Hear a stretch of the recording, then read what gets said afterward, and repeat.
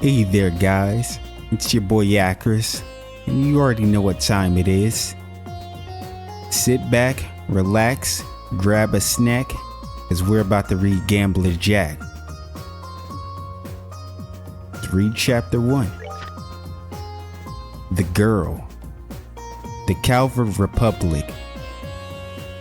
There's a city in this country, a place where migrants from the east have recreated their homeland down to the bright, lacquered tiles. Nicknamed the Eastern Quarter, its vibrant place bustling and hot. Horrible buses trundle down the main street lined with stands of fragrant Eastern cooking as the welcome cries of sellers rise and fall over a crowd of travelers. The welcoming cries of sellers rise and fall every nation.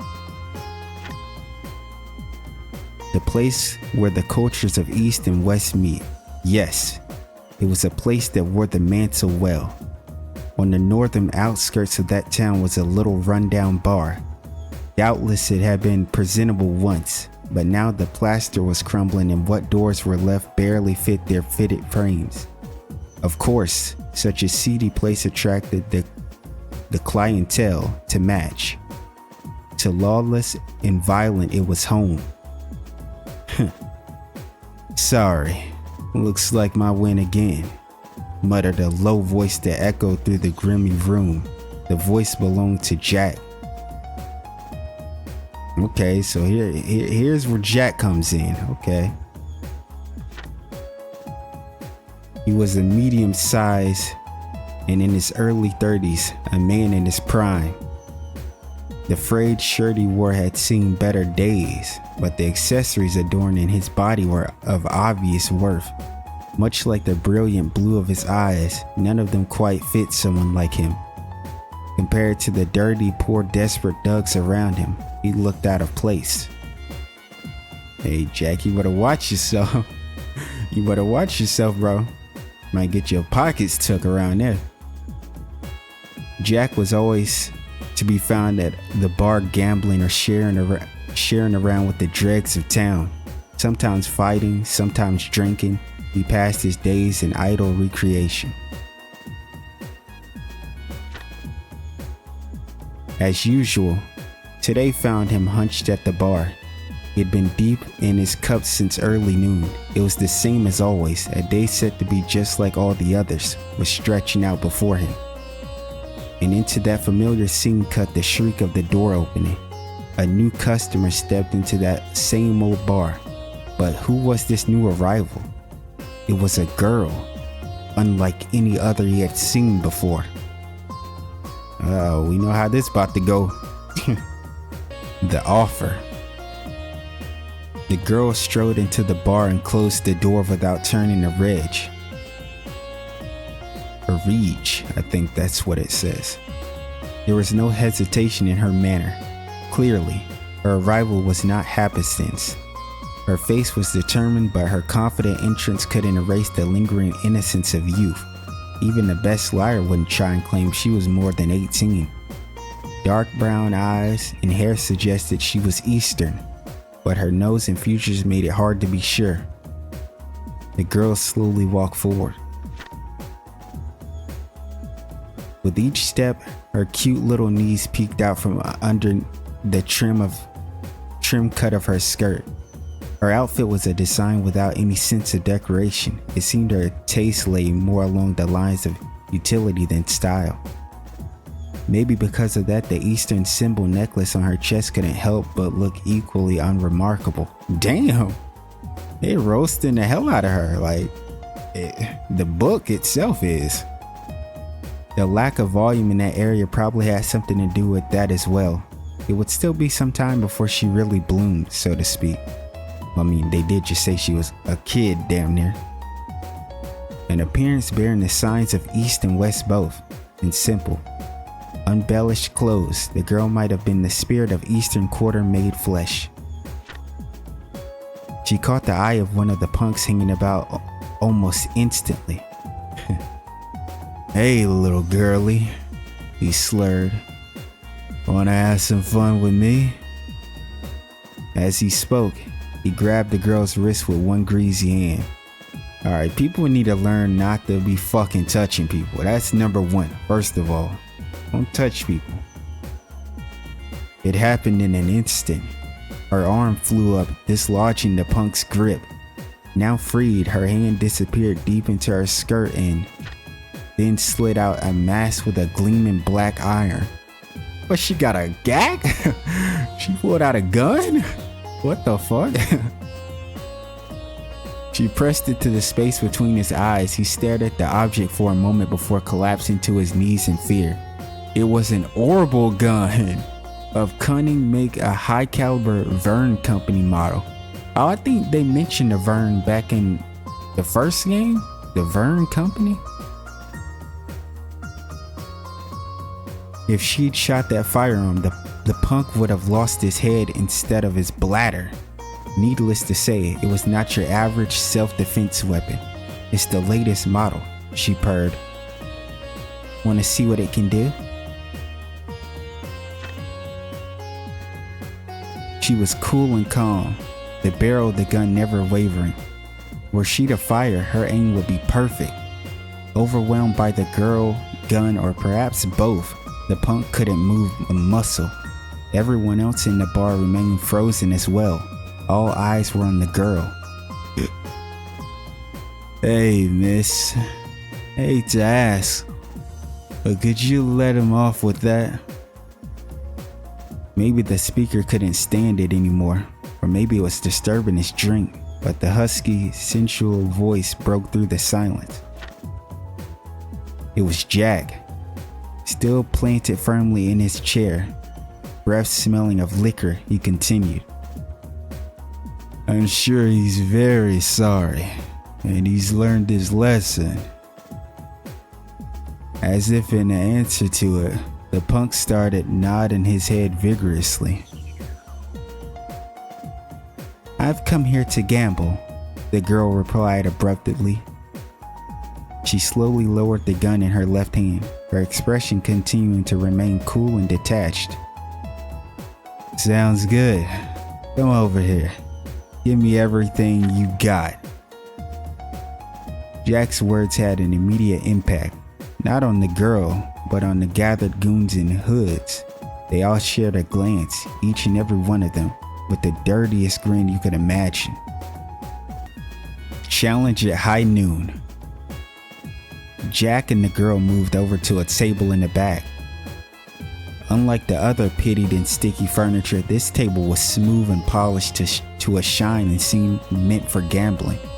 Without a word, both took their seats. Jack sat against the wall, and the girl faced him straight on. The other patrons were captivated, helplessly fascinated by the match. They snuck glances at the pair, ears straining to listen in. The bar filled with fidgety silence. The girl's game of choice was poker. Jack accepted wordlessly. After a brief exchange to confirm the terms of the challenge, they settled on bets. It was to be 100 mirror, a hand not even enough to buy a beer, but Jack considered that fair for a match against a kid and said as much. The dealer was the small fry punk from before. Jack gave him a quick eye signal. First hand. Both discarded just one card. Jack called and the girl stood. Jack had 2 pairs. The girl had just one. Jack was the winner. Sorry, little missy, he drawled.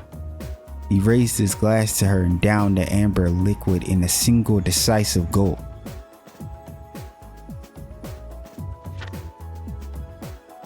Second hand. Both discarded just one card. Perhaps trying to look confident, Jack let out a big clear sigh. The girl called and Jack stood. The girl had 2 pairs, Jack had the same, but the cards told the tale.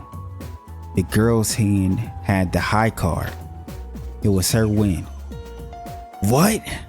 Jack exclaimed. His hand that had been toying with the glass froze. Immediately, he glanced over at the punk who was dealing. The other man avoided his gaze. Something wrong?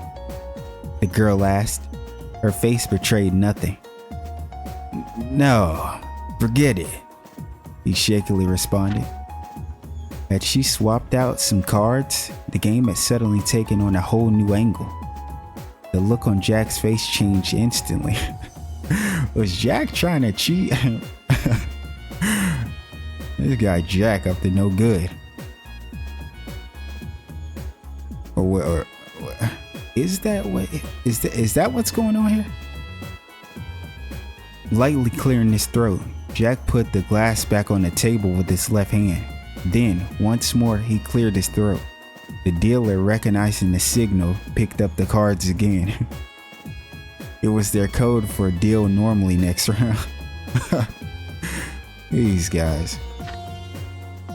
Third hand, as expected, each discarded just one card. Jack called and the girl stood. Jack's hand was a full house. How about that? He crowed. With a flourish, Jack laid his cards on the table. The bar patrons snickered into their cups. The girl set down her own cards without a word. 4 sevens. It was the girl's win.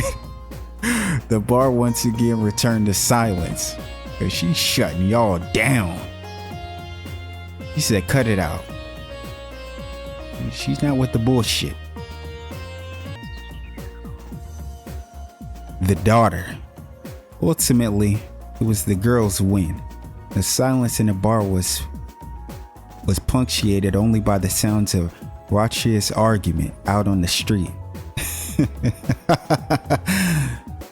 Holding back the laughter bubbling up, Jack asked the girl a question. Hey Missy, where oh where did you learn to be this good? The girl made no reply. Instead, she took the cards into her hands and began shuffling. They flew back and forth with exquisite grace between her long, slender fingers. She dealt 5 to Jack, then 5 to herself. Show them, she demanded, and Jack obliged, hesitantly turning over the cards. Its hand was 4 jacks, her hand was 4 kings. You're kidding me! Jack was nearly speechless by the sight, to which she only said, Jack doesn't beat king. Oh, I pressed forward. No. Can I go back? I can't. At the word king, murmurs rippled through the bar. King. It was the handle of a legendary gambler, said to be the best in the Republic until his death. The card technique the girl had shown was one of the ones the king had been fond of using when he felt like teasing Jack.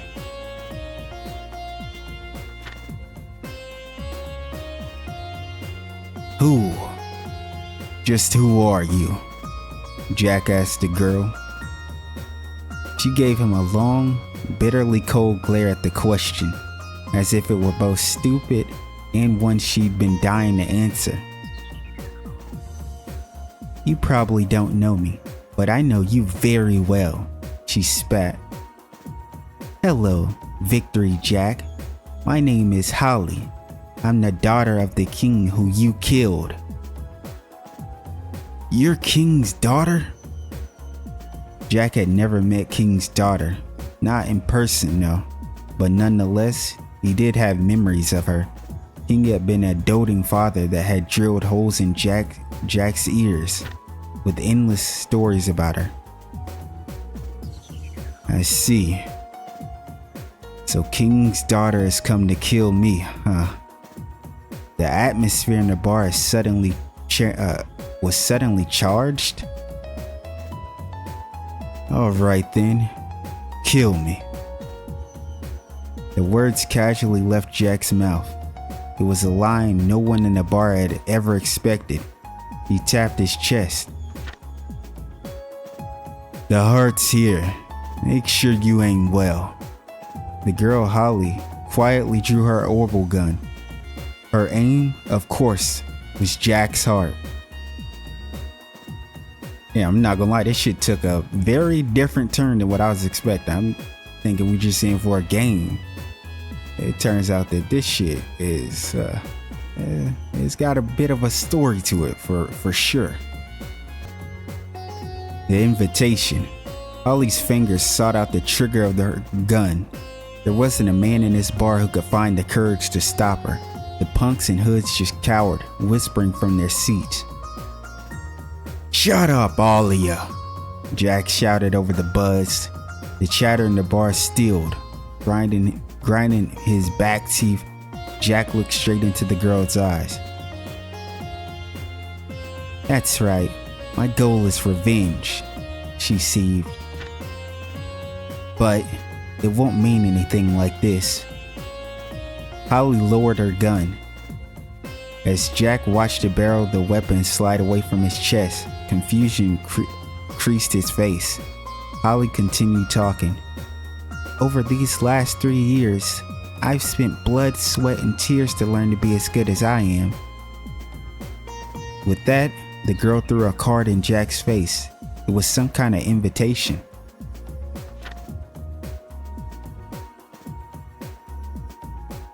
"I have a stage that's better suited to settling this all ready for us," she said, never giving Jack a moment to protest.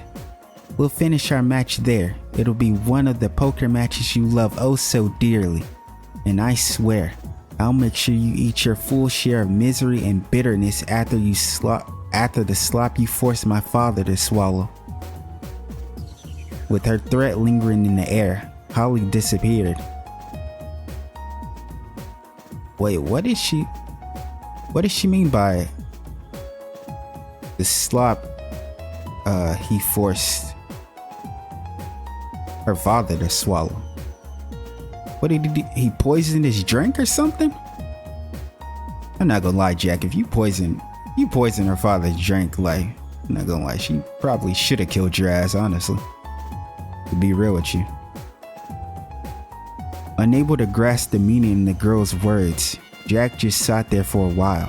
Finally, he picked up the card that had fallen to the floor and read the text printed on it. "Tomorrow night at 10, come to the harbor." The harbor? Huh. It can't be. A sense of foreboding ran through the back of Jack's mind. As he was about to crush the card in his hand, a small signature on the back caught his eye. Now, I honestly don't know how this is pronounced, but it looks like it's Enrique? The penmanship was familiar, as was the name. Oh man, Jack's sense of foreboding would prove right. Looks like you done got yourself in some deep shit, Jack. King. On the night after the day Holly visited, Jack headed to the harbor as the card instructed. In a rare show of sobriety, he had a drop of booze. He realized at some point that he was being followed. Just as well, he knew it was someone acting on behalf of Enrique. "Don't worry," he yelled as he stopped and turned. "I ain't gonna run or hide from this." No one answered. "What a boring fella you are." Turning back around, Jack continued on.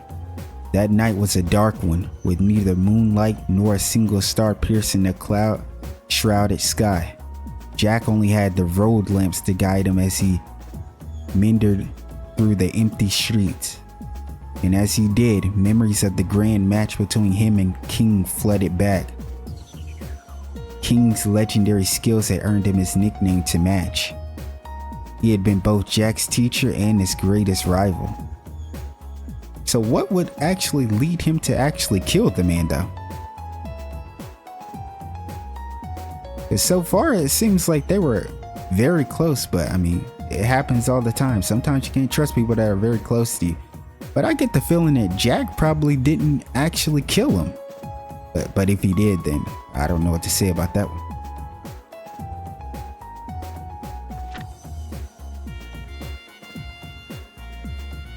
7 years ago, Jack and King had played the game of their lives. It was Jack who found himself the winner.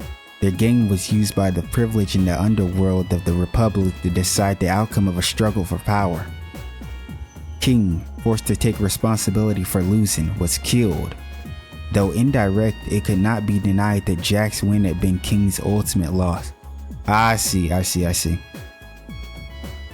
Around an hour after leaving the bar, he reached the harbor. The smell of refuse and brine wafted in on a warm breeze.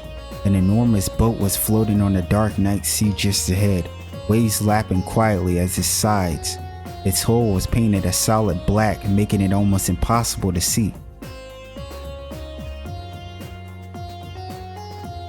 It was the same boat Jack and the King had been on for that final fateful game. As Jack had approached the gangway, he was met by a small silhouette from the shadows, Holly. "Welcome, Victory Jack," she said.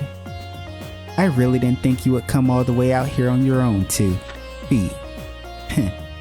I have to admit, you've got courage." Normally Jack might have had a joke or a comeback, but tonight, alone, he was a different man. Glancing at Holly, he boarded the ship without a word. The light from the portal shone blue, glinting off his eyes as he passed. The sound of the steam whistle was swallowed by the lonely darkness, and as slowly, the ship slipped free from the harbor and out to the sea. Damn. That, I'm not gonna lie, Jack, you're a real one. You are a real one, sir. Because ain't no damn way I'm getting on no boat out to a harbor to go out on sea to play a one-on-one game, and you just realized somebody was following you too. This is definitely a setup. Yo, Jack about to get killed. Bro is about to get killed. The banquet of darkness. The ship was utterly silent as it cut through the velvet darkness of the night. In contrast to the stillness and inky black of the outside, one layer down the ship's interior was filled with light and sound. Furnishings from every part of the continent adored the walls, and a band of musicians played a cheery song. The orbital glow of the chandelier imported from Liberal shone down on every form of human desire. In the hall built at the center of the ship, guests laughed and chatted. They appeared to be the finest of ladies and gentlemen, but each and every one were a part of the seedy Republican underworld. They were the type of folk that spoke of murder as easily as one would dinner or fine wine. Their faces hadn't changed much in 7 years. The farthest depths of the hall reserved discreet seating for the highest ranked of the lot, and just like before, there was a certain group of men there. One old man, who was flanked by several bodyguards, stood out in particular. Chief Minister Shamrock. He happened to be the host of the party aboard the ship. A long white beard trailed down his chest. It was his symbol and also a symbol of power. Though he retired several years before, he continued to serve an adversary role to many organizations. Retirement had done nothing to slow his influence on the nation. He was a man well worthy of being called the monster of the underworld. Chief Minister Shamrock held this party once every year as a place for the powerful to meet and share useful information. Bro, what kind of place does powerful people meet and share useful information? Nobody's doing that. Powerful people don't share information with each other. I've never heard of that one. Of course, there were many in that group who could hardly be called friendly in their attitude. Two of these such men were Enrique and Juan. Enrique, both 7 years ago and now, was the man behind arranging Jack's fateful gambling matches. Formerly an arms dealer, he had expanded his dealings to smuggling drugs with the Eastern Quarter a decade prior and never looked back. For that, he became a villain on the rise, the best of the new class. So they're saying he was the one that was arranging Jack's gambling matches. Then I'm gonna be honest with you. He's the sus one. like, I'm not sure if I understood the thing she was saying about what Jack did to her father. I don't know if she really meant that like literally, but if she meant that literally, then it probably wasn't Jack that did it. It was probably Enrique, to be honest with you. Conversely, one was a villain whose roots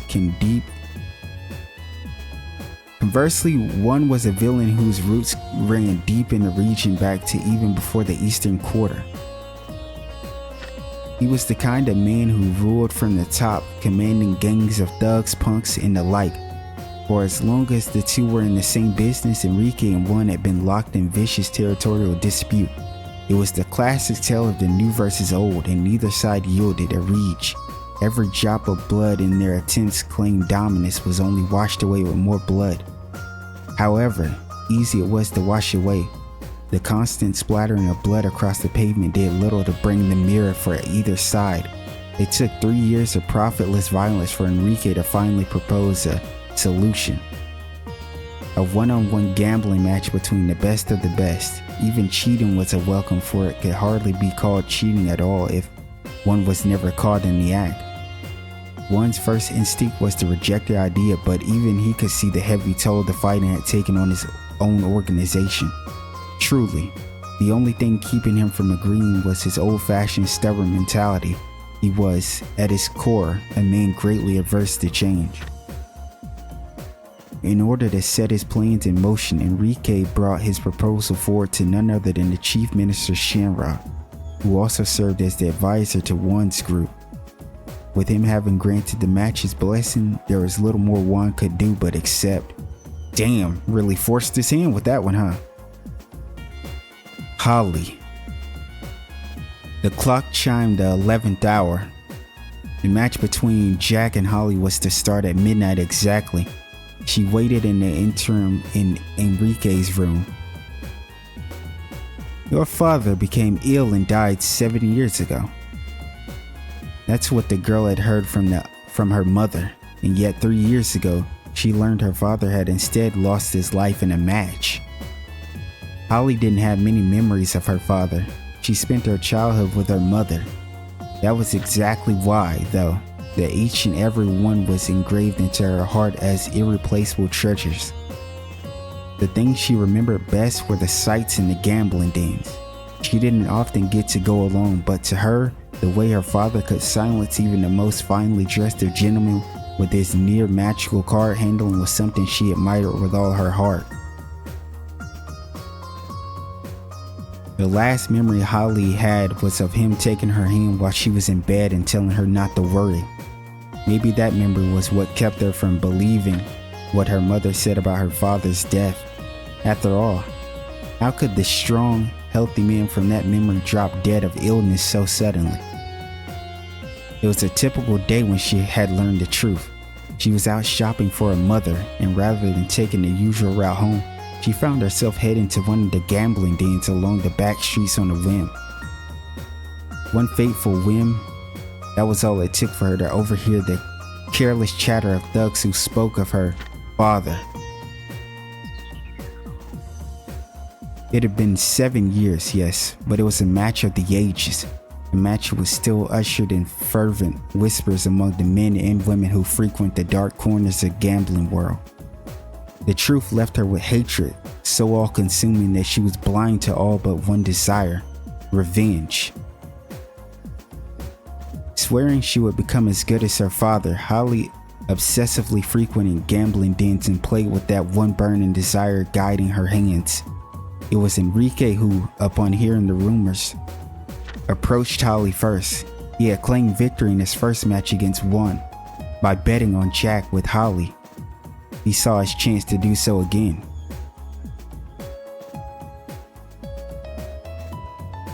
Anyone could see that, to Holly, participating in such a match would be a perfect means to an end. Cutting all ties with her mother was a sad but necessary sacrifice, and though she was young, she was welcome to the newest addition to Enrique's group. Yo, you cut ties with your mother? For something like this? Holly, I I don't know what to say to you about that one. You lost me. Like, I don't really understand the mindset you're going with, but you do you, I guess. Being blessed with talent to begin with and having abandoned all else to focus on improving her craft.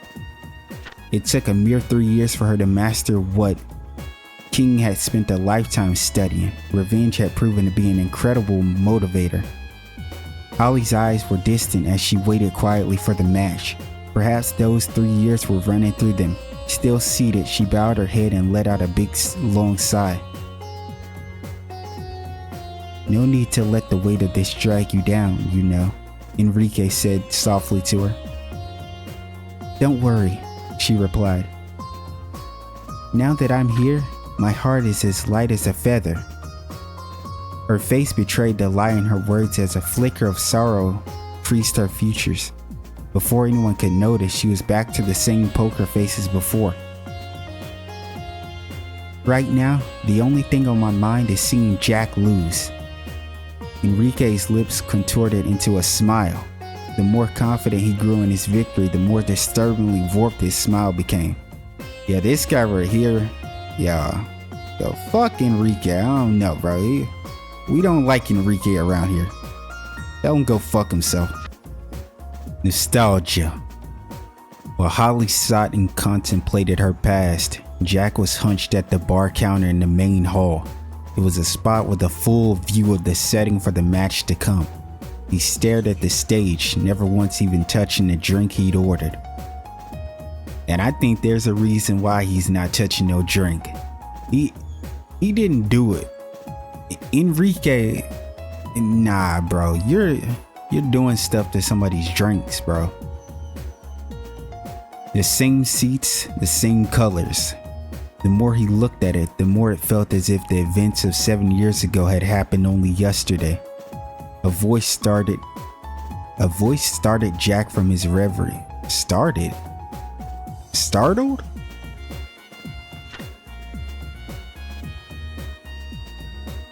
How about a drink on me? Without turning, he wordlessly shook his head.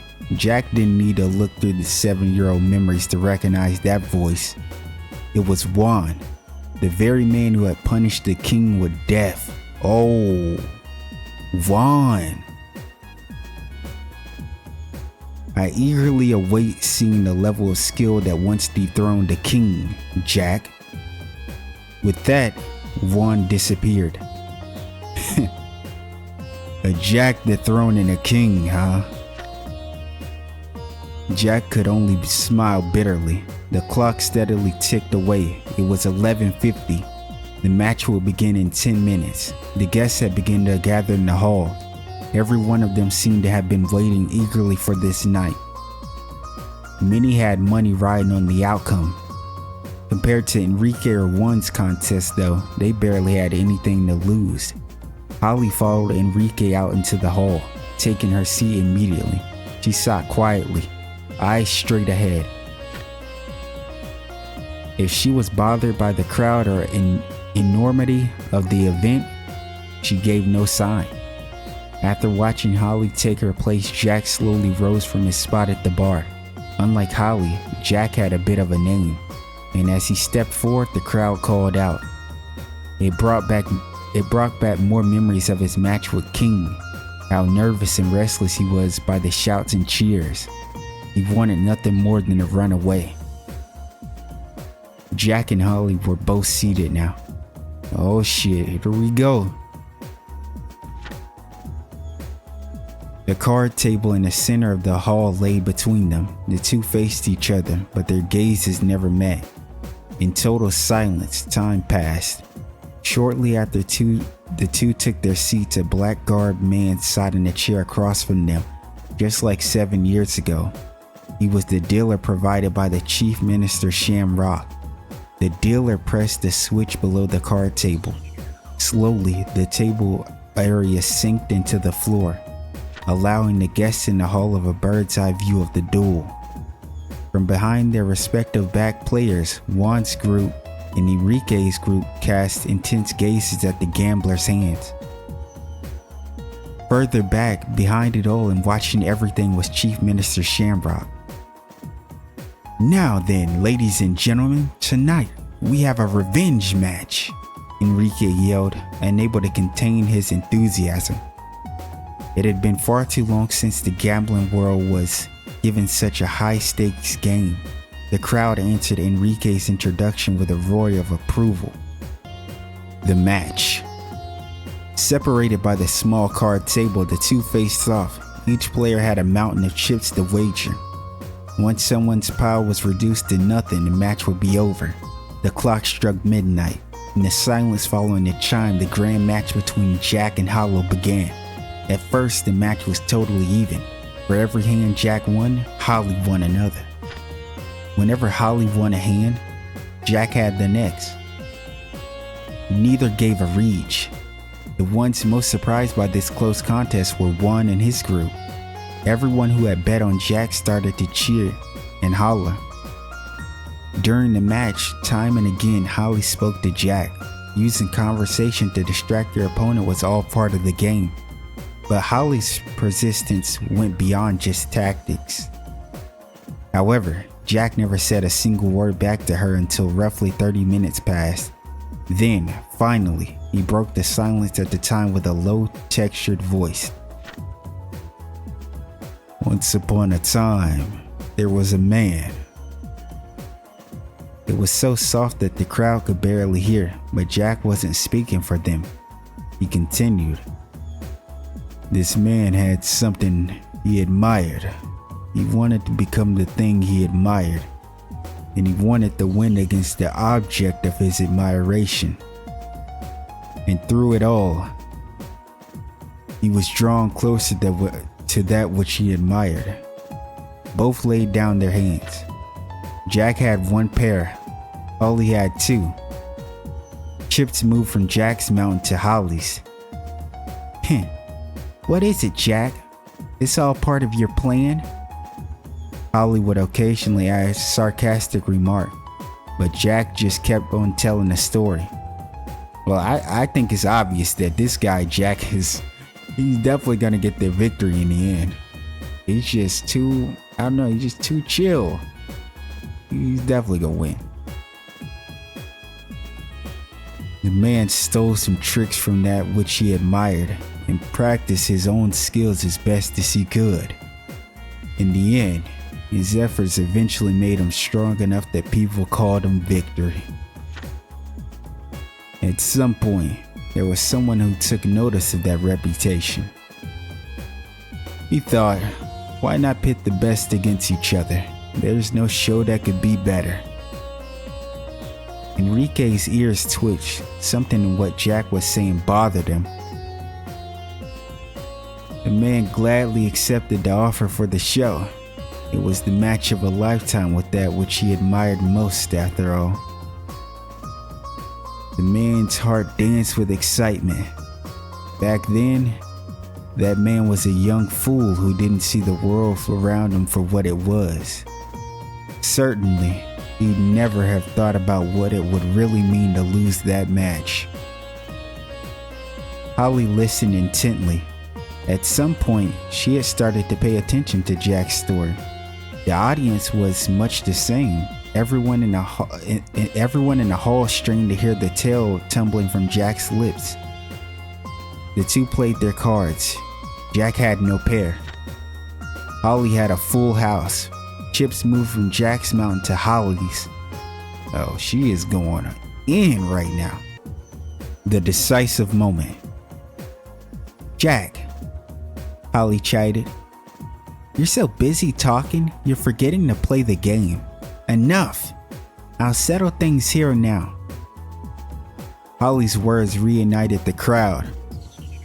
The silent hall burst into excitement as she pushed forward every last chip in her pile. Perhaps she was just that confident. But Holly already had a significant lead on Jack. He couldn't possibly accept the bet. Could he? "To match my bet, since you seem a little short, how about you wager your life?" Holly reached under the table and unholstered her orbital gun, then set both it and a bullet on the table by her chips. If I win, you can kiss your life goodbye. The audience waited for his answer with bated breath. Surely no one would be foolish enough to accept such a bet, they thought. But Jack's response was the opposite of what they were expecting, as well as precisely what they were hoping for. Alright, I'll call your bet. Not like it matters. If you don't kill me, someone else will. His response sent a wave of shock through the gambling enthusiasts in the hall, with each and every one of them erupting into claps and unbridled cheers of approval. Enrique personally could not have been more pleased. Juan sat quietly. Whatever he thought of the situation was privy to him and him alone.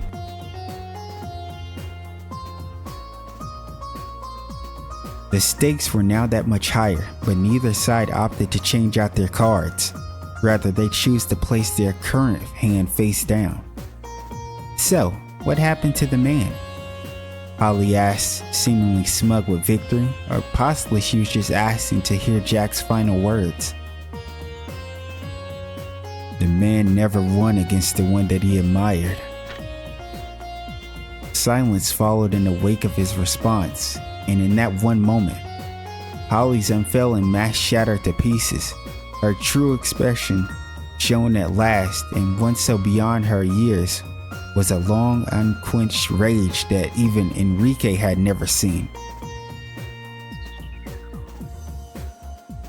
What are you talking about? You won, didn't you?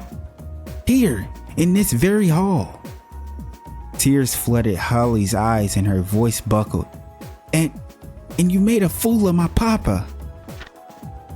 Perhaps caught in the moment, Jack was as abrupt and impassioned as she was. The texture in his voice thinned as he locked eyes with her and cried, "Your father never lost, not to me. He was never made a fool. He never felt a second of misery or humiliation. His pride is as intact now as it was 7 years ago. He chose to lose in order to protect everything he held so dear to him."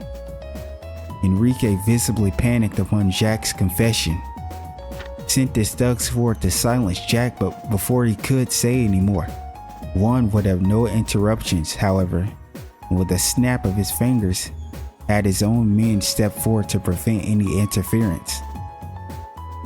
For the first time since the match began, his curiosity was now visibly piqued.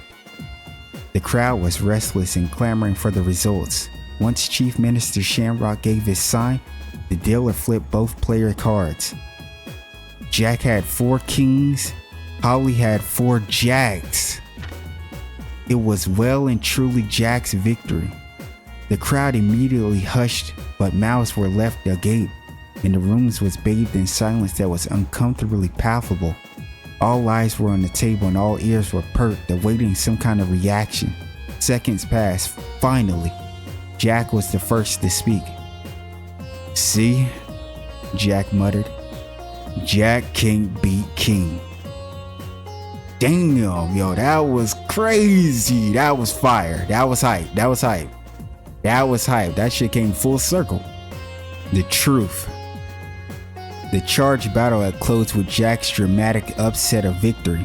Putting aside Jack's words, one took a moment to breathe as a welcome sigh of relief, for his turn of events was no small victory on his part. Conversely, Enrique sat stunned, head in his hands. Holly stared blankly at the cards.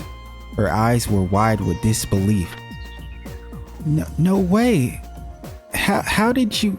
4 kings? That should be my hand. Hearing this, Enrique began to violently object, leaving no excuse unaccounted for. Jack was a cheat, he insisted. That match was a wash. No, Jack was disqualified for breaking the rules. "Give it up, Don Enrique," Juan commanded. "If you think he's a cheat, then how about you show us, huh? Go on. Show us exactly what it is Jack did." Juan stood resiliently, arms crossed. Cheating's fine as long as you're not caught, he recited. It was a core rule of the match and Enrique knew it. There was nothing he could say back and could lay bare the trick. He stammered over his words as he rushed to nitpick every single one of Jack's actions throughout the match, but it was no use. Impossible. Jack denied it all with a single word.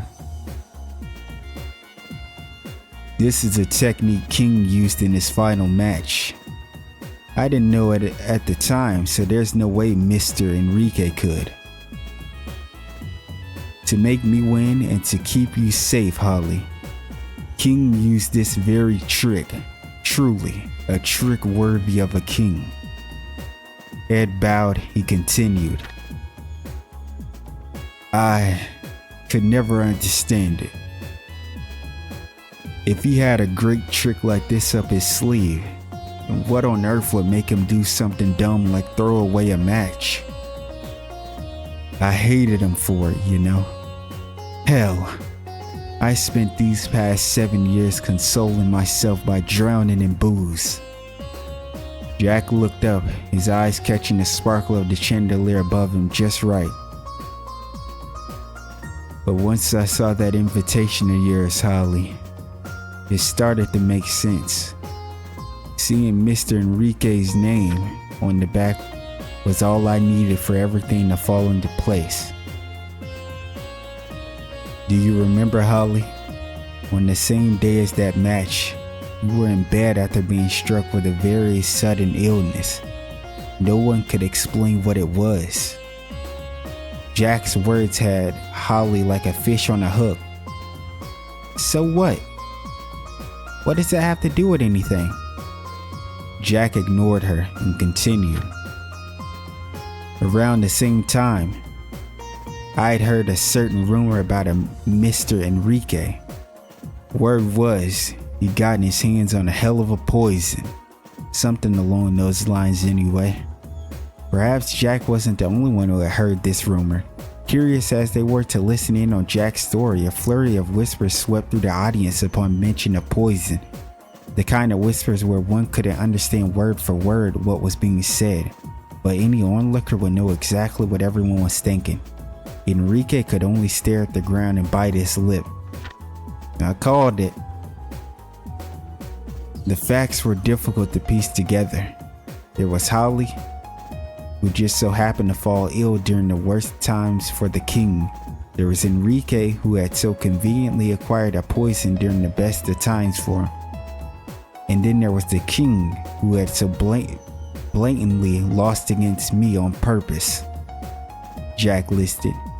There's an easy way to explain all these things, and it boils down to one simple truth.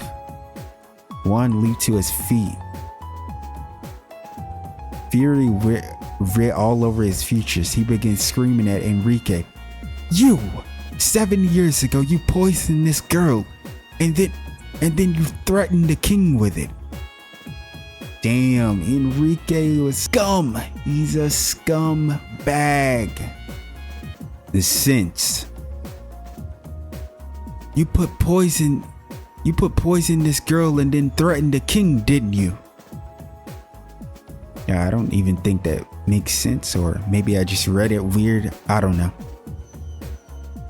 Every word from Juan's mouth was akin to being punched in the gut, blow after blow after blow.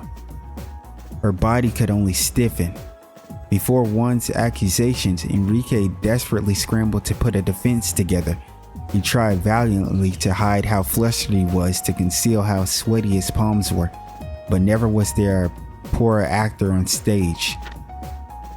Indeed, the way he begged and pleaded his case before such a massive jury was almost humorous. Everyone was quick to believe what Jack was saying. Of course, there was no proof that such tragedy had occurred at all. It could easily have been a cleverly arranged string of lies.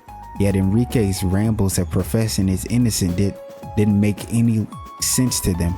Whereas Jack's story of a few words made far too much.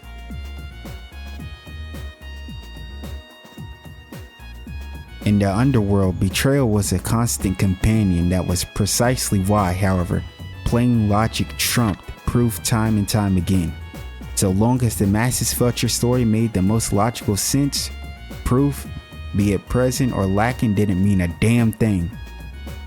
Damn, so like, let's say even if he didn't actually do it, the people come to their conclusion, and everybody's taking what Jack's saying at face value right now. So Enrique about to have to hold the L regardless. Enrique knew this rule as well as any other man or woman present, as it slowly dawned on him that his punishment was only a matter of when, not if, he ceased his protestations. Holly merely continued to stand as still as could be. She was being held upright by the throng of emotions, and her mind worked overtime to catch up to the new feeling the revelations of the night had brought. "My father never lost," she whispered. The truth was a comforting balm to her heart, but at the same time it filled her with a deep sense of loss. Her father had chosen death himself. The very thought of it was far too big and far too sad. The flames of revenge that had fueled her actions suddenly and utterly went out, and as her once burning drive died, all that remained was thin smoke and cold white ash where her anger had been. "That means that for me, Papa." The feelings that began to well up turned to words as they parted from her. Everything that had been bubbling up inside surged without. Falling to the floor, Holly curled up in a ball and began to cry like a child. As he glanced at Holly from the corner of his eye, Juan put a hand on Jack's shoulder and patted him in a congratulatory way. "Tonight went better than I could have possibly imagined. I'll do anything you ask if it's in my power," he whispered to Jack. "Then give me Holly," Jack requested without a moment's hesitation. Juan was hard-pressed to answer. No matter how pitiable he found Holly, she was still a pawn of Enrique's. Even if there were to be punishments meted out for events of 7 years ago, her freedom was very much in question. "Give Jack what he wants. Will it really be such a problem?" The voice from behind both of them froze every single person in the hall. All eyes turned to a single point. The one who drew their gaze was the bearded consultant to the underworld, Chief Minister Shamrock. "Giving him the girl isn't a problem, is it, Enrique?" Enrique nodded weakly. At last, the ship was filled with cries of celebration. To each their own wish. Jack and Holly returned to the harbor at dawn. The enormous ship disappeared into the morning fog, gone before most knew it was even there, as if it had been played by an illusion all along. "What will you do with me then?" Holly asked. "Nothing. You're free." Jack shrugged nonchalantly. "I doubt anyone will ever try to use your life in any deals ever again. Do whatever you wish." Yeah, Jack is a real one for that, I ain't gonna lie. I didn't know what bro was up to, but he's a real one, for sure. Holly was quiet a moment, then said, "Hey Jack, why would you do all this for me?" Jack gave her a small, rare smile. "King gave his life to keep you safe, and by saving you, he saved my life as well. I'm only standing here today because of him. Don't think it's only natural I'd use the life he gave me to make his wish come true." "Wish? What do you mean?" Jack's smile disappeared. "I believe your father regretted setting foot into those gambling dens. Not because of the game, but because there's no way a guy like him would have ever risked putting his daughter in danger for anything. He adored you, you know. You should have never gotten wrapped up in this dark world, Holly. I'm sure he would have wished the same." Holly didn't know what to say. Jack continued. If you get what I'm saying, then run off from here and don't you ever come back." And with that, Jack strode away and left Holly standing there by C, the Calvert Republic. There's a city in this country, a place where migrants from the east have recreated their homeland down to the bright lacquer tiles. On the northern outskirts of the city was a little rundown bar. Over a week had passed since that fateful game. Jack could still be found there in the same dingy bar. As always, he was at his liquor starting from noon. He had settled things with his past, but he was still the same man he was before. No, he was changed. He drank less.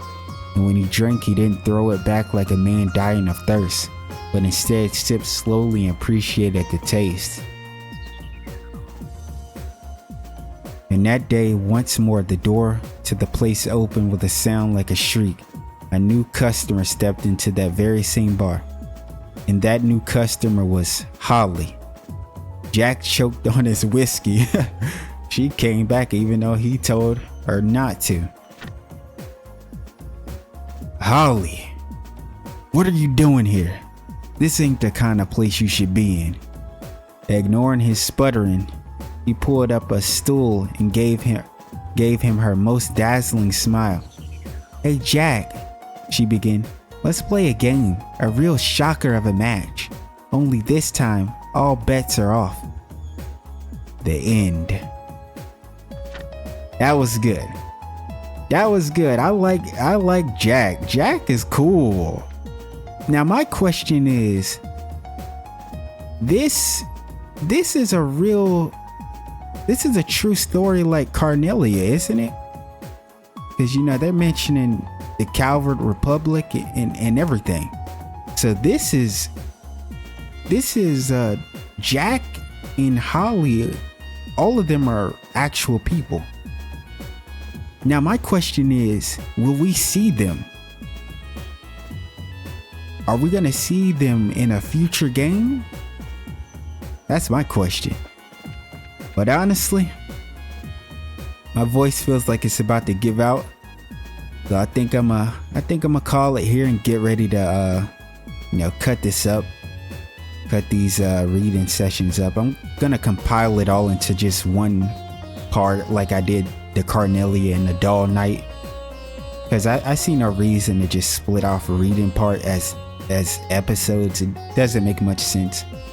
So I want to get this out to y'all today and give my voice a rest.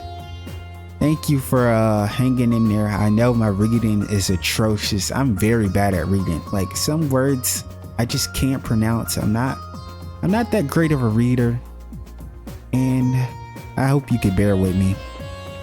So anyone who stayed and listened, I appreciate you. I know your bus wanted me to read this, so if you made it this far, much love to you, your bus. And I'll see you next time when we continue into chapter 5. Take care.